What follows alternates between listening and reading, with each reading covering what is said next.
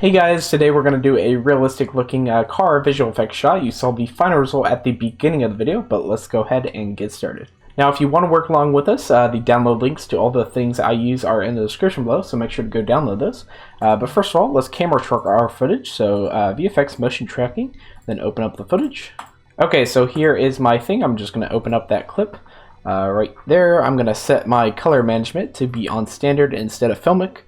Just so it matches the color here, and then let's set these scene frames and prefetch our footage. Okay, so now for camera tracking, let's set up our settings. So match previous frame, normalize, and then finally correlation set to a 0.9. So that is all looking good. We are on the first frame, so let's just go ahead and hit this detect features button. And then let's change some of these settings down here. We're going to set the threshold to be a 0.01, and then the distance to be an 80, like that. And then just hold control and press T, and those will start tracking forward. Okay, so you can see that some of those got to the end of the clip and everything, but we do want to just add as many tracking markers as possible. You can see since we're kind of really going all over the place, a lot of them get lost, so we do want to pick a place that a lot of them are lost. So I'm going to say around this area, and then detect some more features like that, and then just track those forward as well. Okay, so we're going to do that again. I'm just going to come out to a place where a lot of our markers are erased.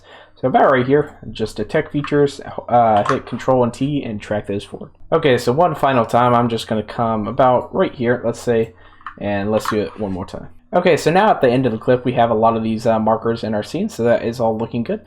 Now let's try to manually clean some of these up before we solve. So you can see some of them kind of go a little crazy at certain parts, so we're just going to delete all the ones that kind of look like outliers. Since we did do so many markers, it doesn't matter how many you delete per se, but you just want to try to leave as many as possible. That is looking pretty good. Now let's come up to solve. Then we're gonna hit. We're gonna select our A and B keyframes. So this is basically the area where there's gonna be the most parallax. So let's see. I'm thinking 250 to 350 is what I'm gonna try to do, and we can always change that later. So again, that's 250 for A and then 350 for B.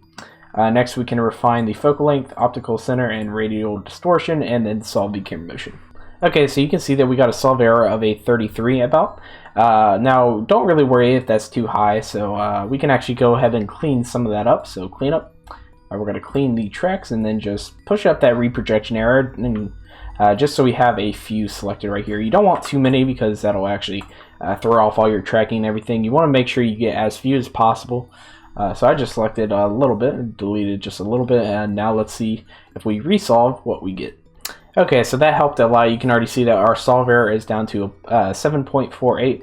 We're just going to do that again. So clean tracks, then push that reprojection up till we just have a few selected. So like that. Delete those, then solve the camera motion again. Okay, you can see that that's got our solve error down even further. I'm going to do this a couple more times, but you just want to continue to do it until you get a low enough solve error. Okay guys, I cleaned my tracks a few more times and was able to get my solve error down to a 0.54. That's what I'm going to stick with for this tutorial. So let's go ahead and set up our tracking scene or whatever. To clear up some space up here, I'm just going to hit Alt-D to hide the untracked markers. Let's just come right here, and then we need to orientate our scene and set up the tracking scene first. So set up the tracking scene down here, but you can see that it's not orientated correctly. These points should be on the floor, but they're not. So let's just come back into the camera view. I'm just going to select 3 points that kind of make a 90-degree triangle. So this one, and this one look to make a sort of a 90-degree triangle. Let's see how that looks. So set that to be our 4. And then let's just scale that up a bit. So select 2 of these points, set the scale, then just bring that up. That is looking pretty good and everything. I might actually select this point, and this point right here. And set the floor like that. That looks a lot better. So let's just set this point to be our origin and this point to be our y-axis like that. And now our scene is set up correctly. So let's come out to the layout tab. I'm just going to hide this little plane that I created by hitting H, and then I'm just going to hit G, Z to move it up in the Z axis, then hold control and snap it up 1. And let's just give this a play to see if it's correctly tracked. Okay, so you can see by my screen that it is correctly tracked and everything. If yours doesn't look like that, you might want to change around something, or you might not have orientated correctly or anything. But now we are actually ready to move on. Okay, so by default, Blender set up some stuff that we're not really going to use. So this background collection and also this background view layer, we can just get rid of both of those.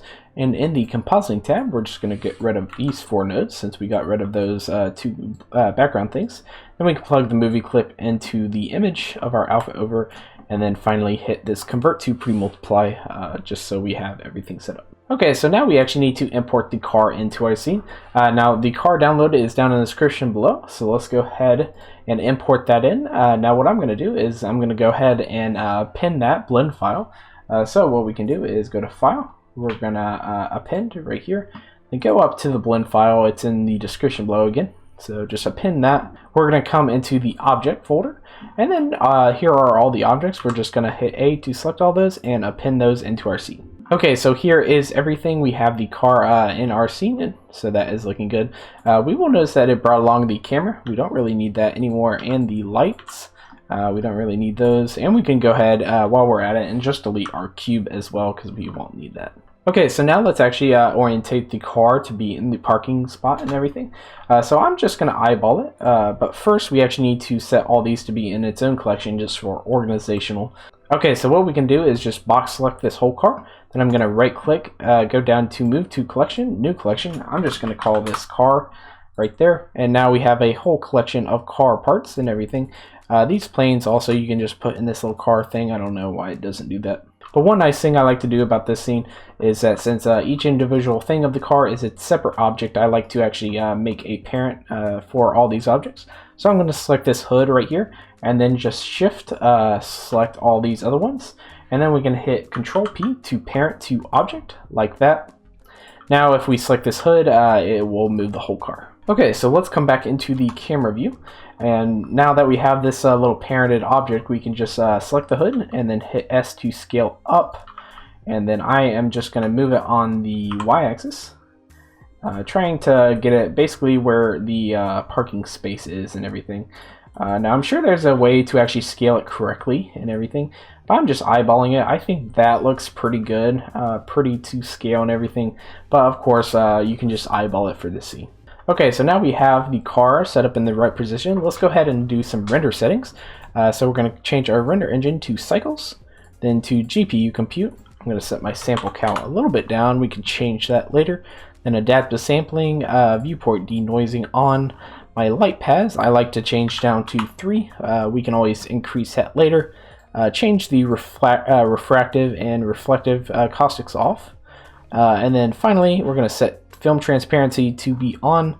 And then in the performance tab, since we're rendering on a GPU, we need to set it to 512 by 512. Now finally, we need to go ahead and go to the color management. And then we're going to set this back, instead of standard, we need to set it back to filmic. Okay, so those are all of our render settings. Let's go ahead and go back into the render view just to see what we're working with. Okay, so we can see that we have a lot of issues going on. First of all, some of the materials for the car and everything aren't really looking that great, so we need to buff those up.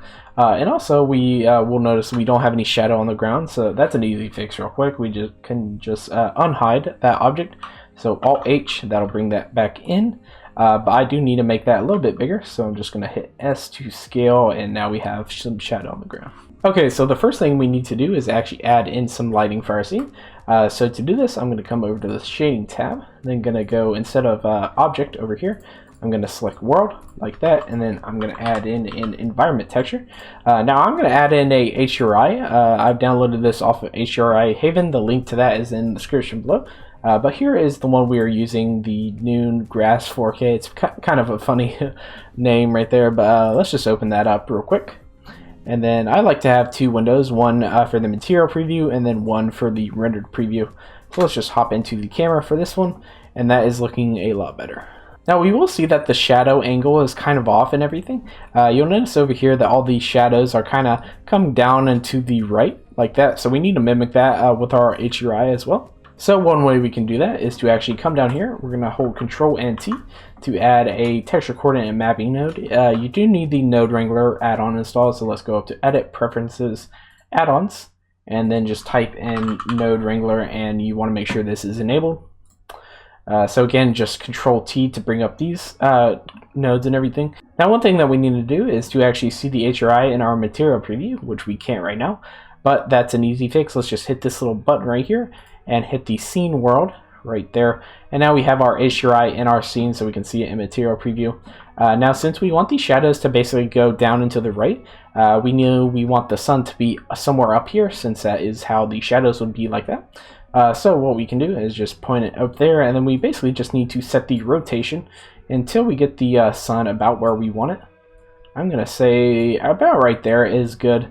You can see that the shadow is now correctly matching where the shadows in the actual scene are. Now, one thing I do notice is that the shadow isn't dark enough, and that is actually because our HDRI doesn't match perfectly. But since it's just the shadows, a nice little workaround that I find instead of messing around with the shadow and everything like that is to actually just go ahead and add in another light into our scene. So we're going to add in a sunlight like that. Just going to position that over here.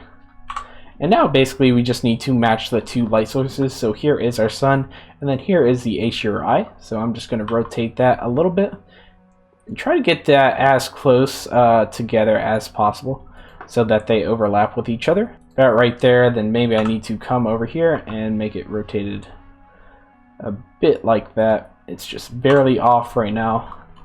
So let's just rotate that a little bit. Right there. So now they're right on top of each other, and that basically just boosts up the shadows and doesn't really mess around with our lighting too much. So that's just an easy way to get harsher shadows in the scene. Okay, so our lighting is looking pretty good. However, I do want to mess around with some of the material on the car. So I'm just going to select that, go to Object. Now this is just a material I made beforehand, but I actually want to change it to a more realistic looking material. So what I'm going to do is I'm going to change the base color to be kind of a darkish gray, kind of like that. So that is looking pretty cool. However, I want it a bit more reflective. So if I come down here, I'm going to just add a quick little timeline just so I can scrub around down here. But if you can see on the side, it's not really that reflective.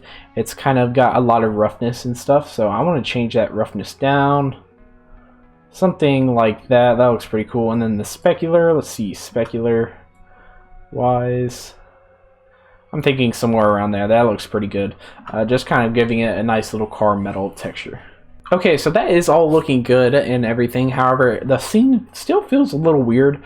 And that's actually because we don't have any of the real world reflections in our scene. Now, when I was actually shooting this shot, I was able to take a 360 image at the exact same place the car was going to be. So we're going to use that as kind of like a reflection map to use in our scene. Kind of like a poor man's HDRI if you want to look at it that way, but it doesn't have any lighting data baked in. So what we can do is we're just going to come out to the Layout tab, like that. Then we actually need to project this image I captured onto a sphere. So I'm just going to hit add a mesh sphere, like that.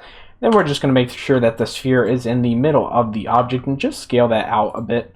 Now it doesn't have a material, so let's go back into the Shading tab. I'm just going to close out of this area. We don't need both of those anymore. Right here, I'm going to make a new material. I'm just going to name that Reflection, like that. So that is looking good. We don't need this principled BSDF since we're just going to add in a image texture node. That color should be plugged into the surface right there. And then let's open up that image. Okay, so here is the image right here, the Bugatti Reflection. If you're wondering why it's labeled Bugatti, that's actually because I was using another model earlier that was a Bugatti, but that didn't work out. And I just never changed the name. So let's just open that image up, and you should see that it is correctly mapped onto the sphere. However, it is rotated inside out. So let's just Control T to open the mapping and texture coordinate again. Then we basically need to separate the X, Y, and Z of this vector. So let's just separate that. And then we also need to combine it again at the end. And then we can just plug all of these into the corresponding ones. And now you'll notice that nothing has really happened, and that's actually because we need to go ahead and add in a invert node and plug that into the X. And now it's actually flipped inside out on itself, and now this is actually the correct projection and everything. So that is looking pretty good. However, if we go into the rendered view, we will see that we actually still see the sphere and everything. However, we only want it to be affecting the reflections of the car. Now, a way we're going to get around this is by selecting the sphere. We're going to come out to the object properties, to the visibility. And since we want the sphere to only affect the reflections of the car, we're just going to hit this camera, diffuse, transmission, volume scatter, and shadow. All of those need to be off. Only the glossy is what we're going to be worrying about, since that only affects the reflections on everything. One thing that we want to do, let's go ahead and put the camera up, is to actually align it in our scene. So you can see that my car is basically over here, whereas if we go to the camera, you can see the bottom of it right here. So what we need to do is go ahead and rotate that. So let's just rotate that on the Z, kind of like there about. We can scale that in just a tad. And we also need to kind of rotate this just so it's kind of the way that it is in the actual clip. It's not going to be perfect, but as close as we can get it is what we want. And since it's really a curved surface, it doesn't really matter if we get it too close or not. So that's looking good. Let's just change the camera back off like that and go back into the render view. So now we can actually see that we have the lighting of our HDRI. However, the scene is being reflected by our little image that we have. Let me just kind of zoom in here. You can kind of see the edge of my car and everything, so that is looking pretty good. Now the final thing that we are going to do before we get compositing and everything is to actually add the ground and everything. So let's go ahead and do that by adding another plane right here. So that is looking good. Now you will see that our plane is on top of our shadow catcher object, so it's doing this like weird little ring and stuff, so we don't want that. So what we can do, just go into the side view, and we're going to move this little plane ever so slightly up, just a tad bit like that, just so one isn't on top of the other, like that. And then we need to bring on our reflection material that we made. So here is mine, the reflection. So now we basically have the UV onto it.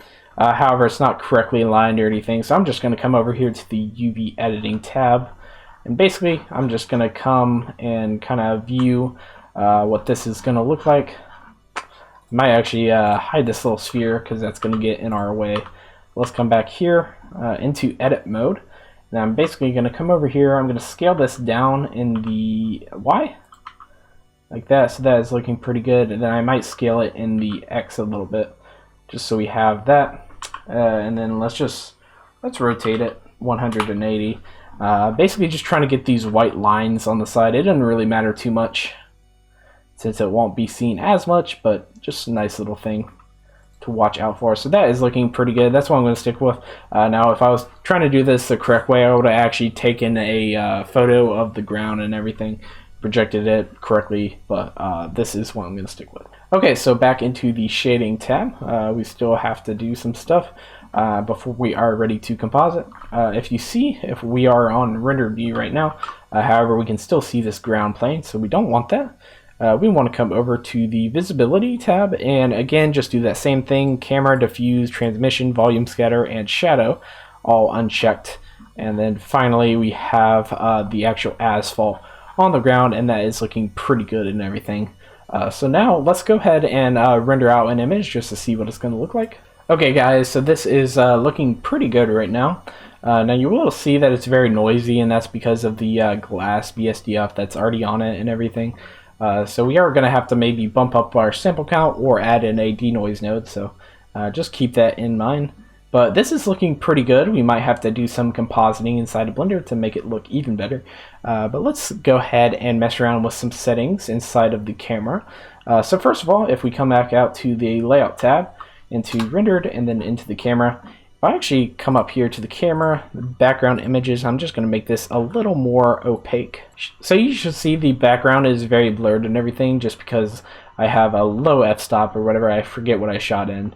But you can just see that it's kind of blurred back here, and even these lines are a little bit blurred, so we just need to mimic that as best as we can. So in the camera properties, we're just going to hit depth of field, and I like to decrease my f-stop just until I get that kind of effect that I want. So right around there, maybe? Just that slight little blur, 0.9. I think that looks pretty good. So yep, that is looking pretty sick. Now finally, we just need to composite some stuff, so let's come up to the compositing tab. And I will notice that everything is looking good. We need to fix the noise, so let's come to the view layer properties, denoising data on, and then add a denoise node. Then we can plug the noisy image to the image, the normal to the normal, and then the albedo to the albedo, and then we're just going to replace that image with that image right there, so that is looking pretty good. One other thing, you should see that it disappears. If you want to get that back, just render out another image. Okay, so now that I rendered out that image, it's back. So now we can do some simple color corrections. So let's just come add a simple color balance node right here. And then I noticed that it's a little too dark, so I'm just going to push the camera up just a tad. See how that looks. Okay, so that's helped it a little bit. I think the shadows are a little too light, so I'm just gonna decrease the shadows a little bit. Okay, so that's looking pretty alright. Now one final thing that I want to do is add in some glare, because we can see a little bit of glare on my car over here. I'm just gonna add in a glare node. Nothing too fancy. I'm not gonna make it super complex. I'm just gonna add in a little bit of a glare kind of right here on the sunspot. Okay, so that is all looking pretty good. Now for my final shot, I actually rendered this out as a image sequence and then brought it into After Effects and did some more high level compositing or whatever. But we're just going to stick in Blender today and make it simple. It still looks pretty good, but it could look better inside of After Effects. So now all that's left to do is go ahead and export our footage. So let's come out here. Now I do recommend you save this out as a image sequence, but for the sake of this tutorial, I'm just going to render it out as a video. Now if you render it out as an image sequence, you'll have to combine the images into one video format. But I do highly recommend that, since that's going to render out for so long, and if it crashes, you'll lose all your data. But I'm just going to render it out as a video file just for the sake of this. So let's hit accept right there. Instead of PNG, FFmpeg video, then MP4. And then output quality to high. And now let's just render out another image just to see that everything is looking good, and then we can do our final animation. Okay, so everything is looking good, so we can just come up here and render our animation. Okay guys, on the screen right now is our final result. Now for mine, again, I did just composite in After Effects because I was able to get a little more realism out of it. But hopefully you guys liked this tutorial and found it interesting about how to use reflection maps and everything like that. But anyways guys, thank you guys so much for watching, and I will see you guys later. Peace.